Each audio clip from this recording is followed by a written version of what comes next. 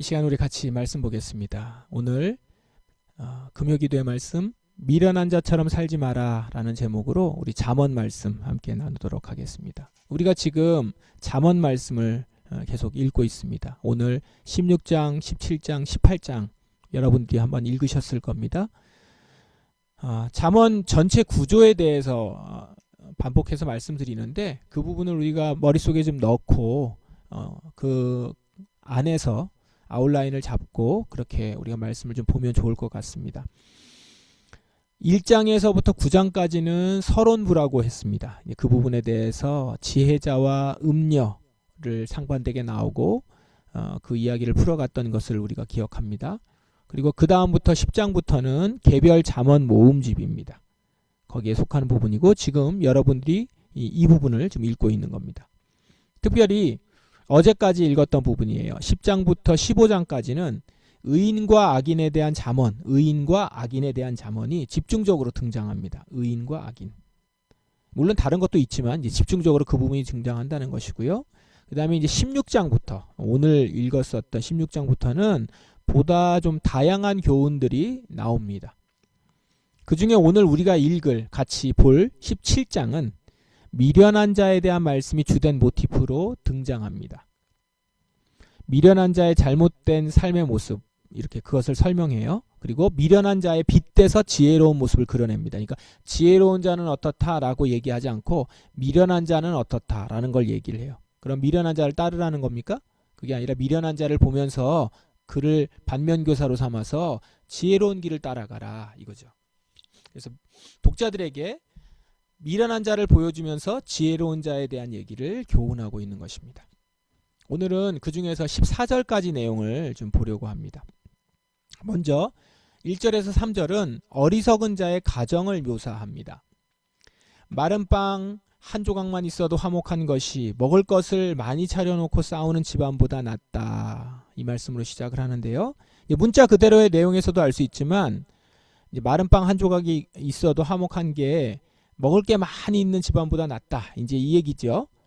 그런데 이 구절 안에 담겨있는 의미가 좀 있습니다.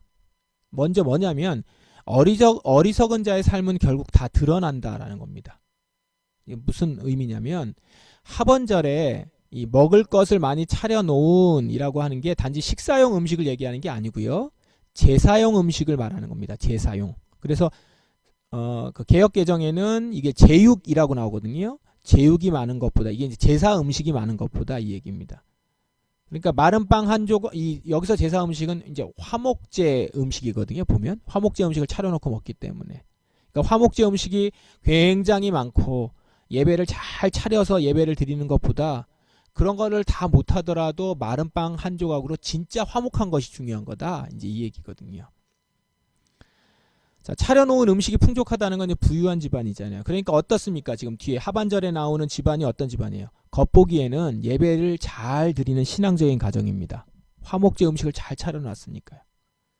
풍족히 제사를 준비할 수 있는, 그리고 돈도 많으니까 음식도 많이 차려놓은 축복된 가정이에요. 그런데 집안을 들여다보니까 어떻습니까? 화목하지가 않아요. 다투고 있습니다. 아마도 이런 집안의 대부분의 다툼은 이제 재산 때문에 나오는 건데, 재산 싸움이겠죠. 뭘 보여줍니까? 겉보기에는 신앙적인 가정처럼 보이고 축복을 많이 받은 가정으로 보여도 그 내면에 화목한 모습을 가지고 있지 못하다면 그 가정은 미련한 자의 집이다 라는 거죠. 다시 말해서 진정 지혜로운 자의 삶은 겉모습만으로 포장할 수 없고 그 삶으로 드러나는 열매로 알 수 있다는 겁니다. 결국 밖에서는 겉으로는 굉장히 믿음이 좋은 지혜로운 것처럼 보여도 조금만 그 속을, 그 가정을 들여다보면 가정에서 일어나는 문제들을 보면 그 사람의 영성을 알 수 있다는 거예요. 그 사람의 진짜 본질을 알 수 있다는 거죠. 근데 이런 집안은 이렇게 많은 것을 차려놨으나 예배를 잘 드리고 있으나 싸우는 집안이라면 그 집안은 미련한 자의 집안이다 라는 겁니다. 이렇게 어리석은 사람에게 필요한 게 뭘까요? 도가니가 은을, 풀무가 금을 녹이듯이 여호와는 사람의 마음을 시험하신다. 이렇게 어리석은 사람들에게 필요한 것은 여호와가 주시는 마음의 시험이다 라는 겁니다.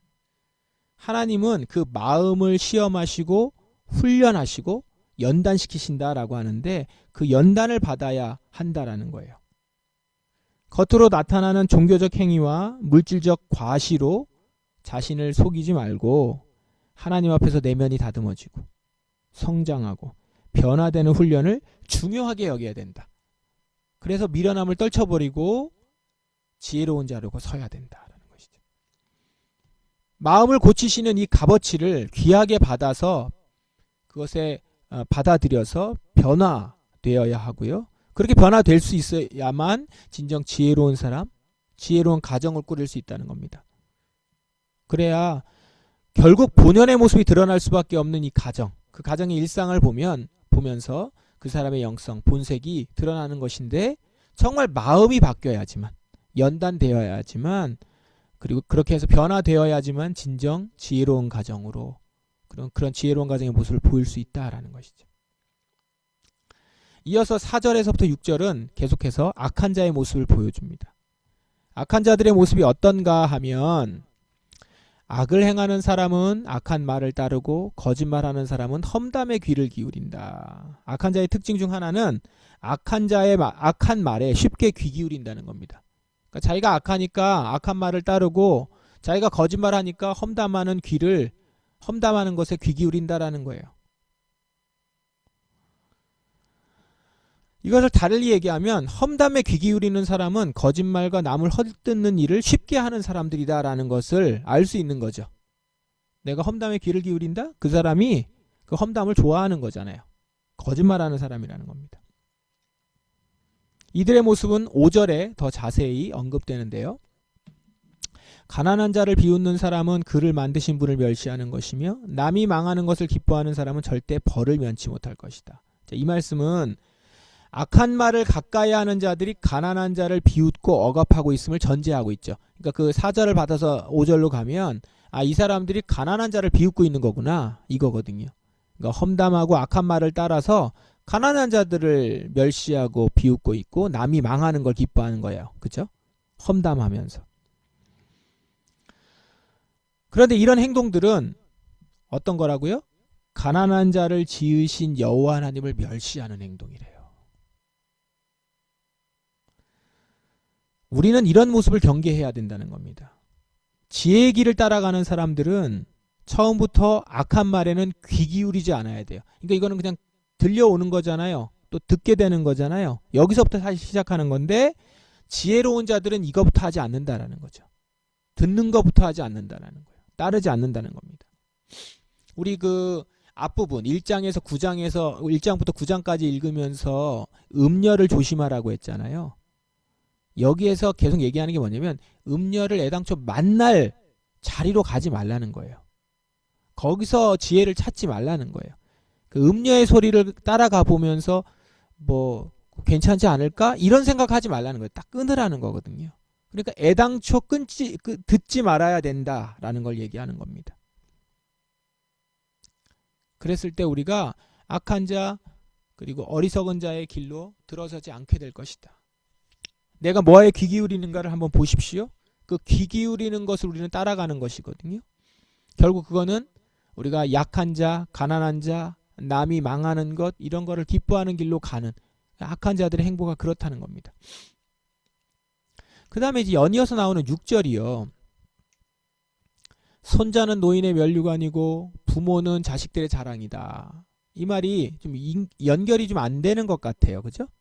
내용이 갑자기 이 내용이 나오거든요. 하지만 우리가 좀 1절부터 보시면 메시지 흐름을 잘 따라서 읽어보면 이게 연결이 됩니다. 지혜로운 삶과 한 가정의 어른으로서 노인이거든요. 한 가정의 어른으로서 그리고 부모로서 그 모습이 이 지혜로운 삶하고 이렇게 연결이 되어 있는 겁니다. 그래서 직접적으로 연관돼서 지금 얘기하는 거예요. 집안의 어른인 노인들과 부모가 진실되고 지혜로운 삶을 살면 그것은 그 집안의 자손에게 영향을 미치게 된다라는 거예요. 결국 어른들의 그 의로운 삶을 살아가는 어른들의 모습은 그 자손에게서 열매로 나타나게 된다는 겁니다. 그러니까 내가 의의 길을 쭉 걸어간 후에 나중에 나의 자손을 보면 나의 자손이 나의 면류관이라는 거죠. 내 모습을 따라서 살아갔고 내가 그냥 나만 살아간 게 아니잖아요. 내가 내 자손을 가르쳤고 나의 자손들은 내가 걸어가는 길을 보면서 따라왔거든요. 그래서 그 자손의 모습을 보면서 내가 걸어간 길에 대한 보상을 받는 거죠. 면류관이라고 하는 건 내가 받는 보상이잖아요. 그러니까 그 노인에게 손자가 보상이라는 거예요. 면류관이라는 겁니다. 어떤 사람에게 그럴까요? 의로운 길을 간 사람. 앞에 내용하고 쭉 연결되면 미련한 자를 따르지 않은 자. 자손들의 삶은 그 조상들이 어떻게 살았는지를 증거해 준다라는 것입니다. 1절에 미련한 자들처럼 겉모습으로만 종교적인 행위를 했던 사람들의 삶의 결국은 그 자손들에게서 다 나타날 거예요. 다툼이 일어나고 재산은 많을지 몰라도 다툼이 일어나고 싸움이 일어나고 분열이 일어나고 그들에게 있어서 자손들이 면류관이 될까요? 부모는 자식들의 자랑일까요? 아니죠. 싸움의 대상이죠. 빼앗아야 되는 대상이 될 수밖에 없잖아요. 그러므로 이런 진리를 안다면 이런 마지막을 안다면 어떻게 해야 되죠? 겉모양만 추구하지 말고 마음을 시험하시는 하나님 앞에서 참된 지혜를 배우고 악한 자들의 말을 멀리하고 의로운 길을 따라가야 된다는 것이죠. 그럴 때 그들의 삶은 자손들에게 있어서 자랑이 되는 삶이고 그들은 자손들에게 있어서 자랑이 되는 그런 사람들이 된다는 것이죠. 그러면 우리가 어떤 길을 소망하면서 가야 되겠는가? 오늘 잠언서의 그 전제는 계속해서 그걸 보여주면서 우리에게 말씀하고 있습니다. 7절부터는 더 직접적으로 미련한 자에 빗대서 가르침을 줍니다. 미련한 자가 거만하게 말하는 것이 어울리지 않는 것처럼 통치자가 거짓말하는 것도 합당하지 않다. 이런 말이죠. 거만하고 과장된 말하는 것, 그것이 미련한 자에게조차 어울리지 않아요. 그러니까 미련한 자가 거만하게 말하는 것, 그것도 어울리지 않는데 그것보다 더한 거짓말을 그것도 미련한 자도 아닌 통치자가 한다는 것은 말이 안 된다 이거거든요. 지금 대조하면서 강조하고 있는 거죠. 미련한 자가 거만하게 말하는 것도 어울리지 않는데 그것보다 통치자가 거짓말하는 건 더 합당하지 않고 말이 안 된다. 그러면 통치자가 하면 안 되는 거짓말은 어떤 것들이 있습니까? 뇌물입니다. 뇌물은 그것을 주는 자가 생각하기에 요술과 같아서 옳지 않은 일을 마음대로 하게 한다. 뇌물은 옳지 않은 일을 형통하게 만든다. 개역개정에 형통하게 만든다라고 나와요. 형통하게 만든다고 해요. 뇌물은 옳지 않은 일을 형통하게 만든다. 자, 옳지 않은 일을 형통하게 만드는 대표적인 거짓말이 뇌물이라는 겁니다. 그러고 보면 거짓말이 어떻습니까? 옳지 않은 일을 옳은 일처럼 보이게 만드는 말이잖아요. 거짓말이. 근데 뇌물은 옳지 않은 일을 형통하게 만들어 버린다는 거죠. 그런 의미에서 뇌물은 보이는 거짓말이다. 이렇게 얘기할 수 있겠어요.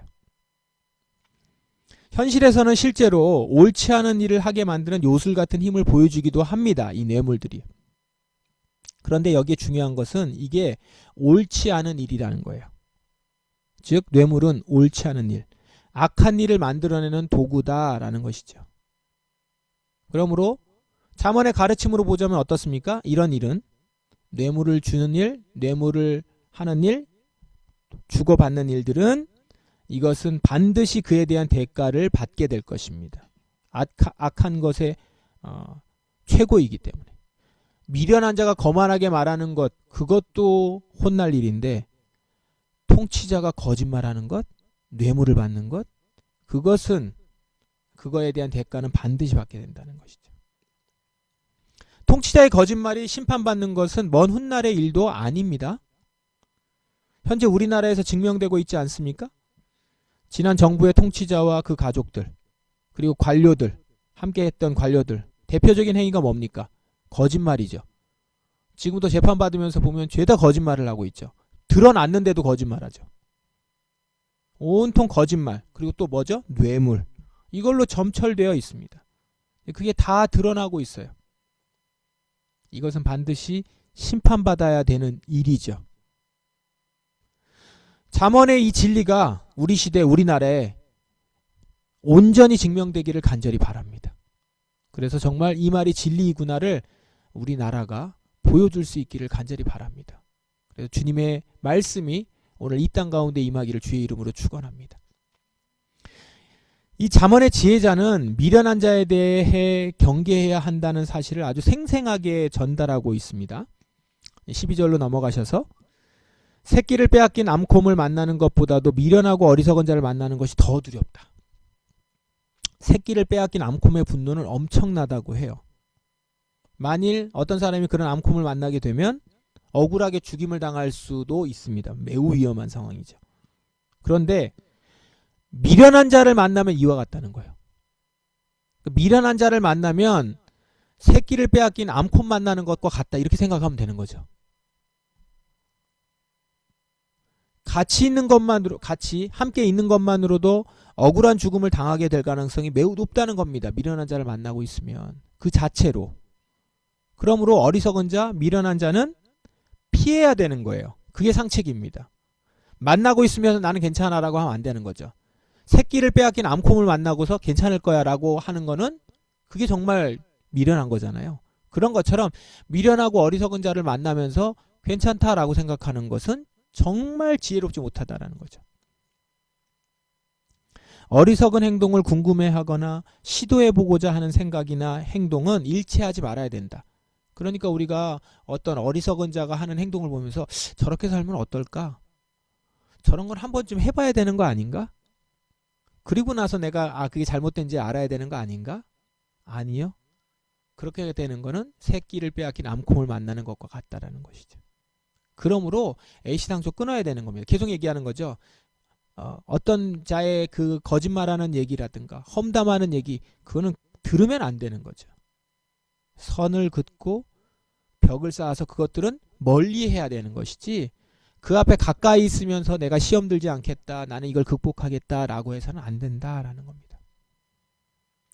13절과 14절은 이 미련한 자의 행동 두 가지를 보충해서 설명을 합니다. 배은망덕하면 재앙이 그의 집에 늘 떠나지 않을 것이다. 다툼의 시작은 댐의 작은 구멍과 같으니 싸움이 일어나기 전에 따지기를 그만두어라. 이 첫 번째 예는 배은망덕이에요. 즉 악으로 선을 갚는 거죠. 이 개역개정에는 악으로 선을 갚는다 이렇게 나옵니다. 미련한 자는 자신에게 베푼 선을 악으로 갚아요. 근데 이게요, 자기 생각에는 그게 슬기로운 행동이라고 생각하는 거예요. 그게 이익이 되는 일이라고 생각하는 거죠. 그러니까 나한테만 좋으면 뭐 악으로 선을 갚아도 된다라고 하고 하는 거죠.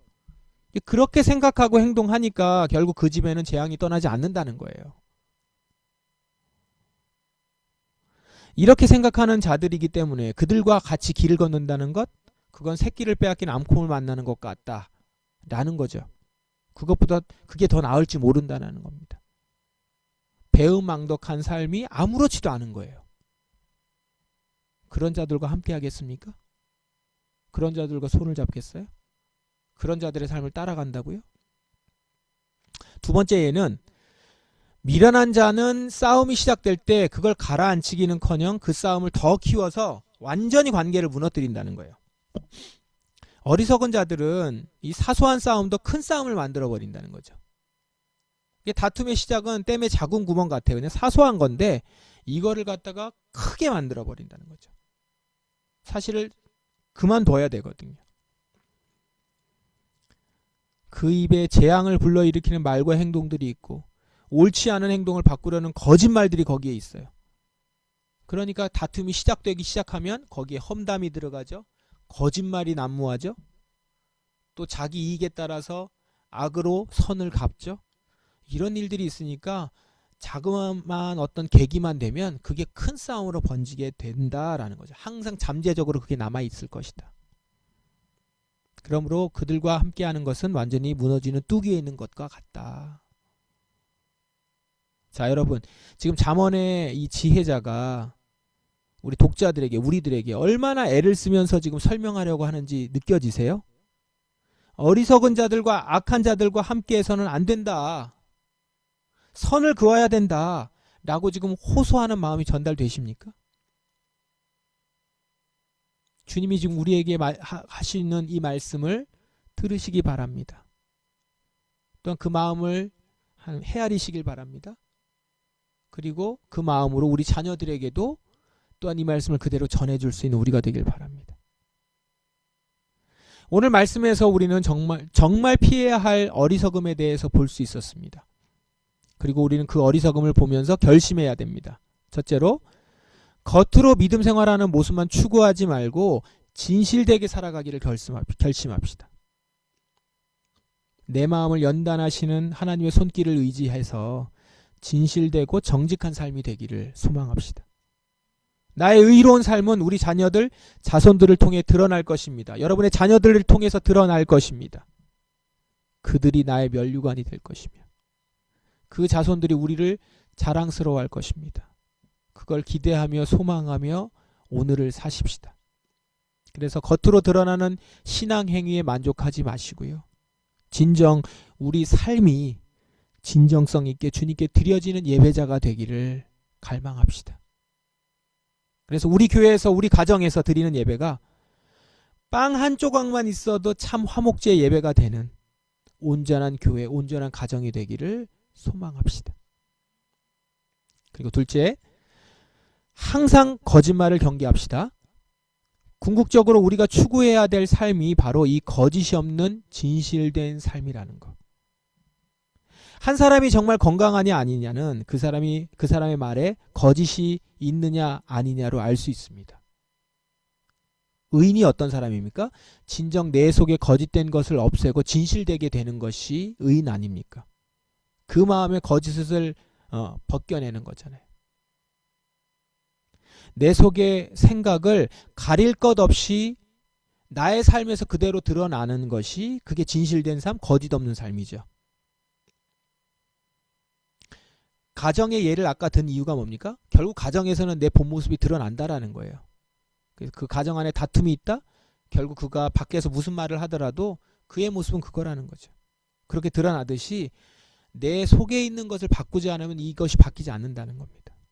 내 삶 속에 거짓된 것, 위선적인 모습, 가리고 숨기고 싶은 모습이 없어지면 없어질수록 나는 인격적이고 정말 주 안에서 강력한 힘을 가질 수 있는 영성 있는 사람이 될 것입니다. 그리고 그런 우리가 드리는 예배가 당연히 진실되고 순결한 예배가 되겠죠. 또한 더불어서 우리 이 대한민국 이 땅에 거짓이 없는 나라가 되기를 소망합시다. 구체적으로 공직사회에 그리고 모든 사회에 뇌물이 사라지는 나라가 되길 소망합시다. 한때 우리나라도 뇌물이 공공연히 통하던 시절이 있었습니다. 교통 위반을 하나 했어도 범칙금보다 적은 액수를 이렇게 경찰한테 쥐어주면서 그럼 넘어간다고 하는 얘기들 했죠. 학교에서 촌지, 나란 일 하는 사람들에게 주는 뇌물. 지금도 그런 것이 적발되고 있지만 이것이 점점 많이 없어져 가고 있고 그 다음에 굉장히 크게 그것에 대해서 대가를 지불해야 되는 심판을 하죠. 이 나라가 뇌물과 거짓말에서부터 완전히 벗어나 공직사회에 이런 뇌물과 거짓이 발붙이지 못하는 사회가 되기를 계속 기도하면서 우리가 경계하면서 우리가 바라봐야 될 줄 믿습니다. 우리 포도나무 성도들은 오늘도 어리석고 악한 행동들을 분별하여 끊어버리고 말씀이 보여주는 지혜로운 길을 걸어가 진실되고 순결한 성도로서 살아갈 수 있기를 주의 이름으로 축원합니다. 함께 우리 기도하겠습니다. 말씀에 의지하여 기도하십시다. 오늘 정말 우리 포도나무 성도들 주님 어리석은 행동들을 보며 그것을 보고 끊어버리게 하시고 말씀이 보여주는 지혜로운 길을 걸어가므로 주님 우리의 자손들을 통해 면류관을 얻게 하소서. 진정 잘했다 그 의인으로서의 칭찬받는 삶이 되게 하여 주시옵소서. 간절히 기도하며 나아가십시다. 기도하겠습니다.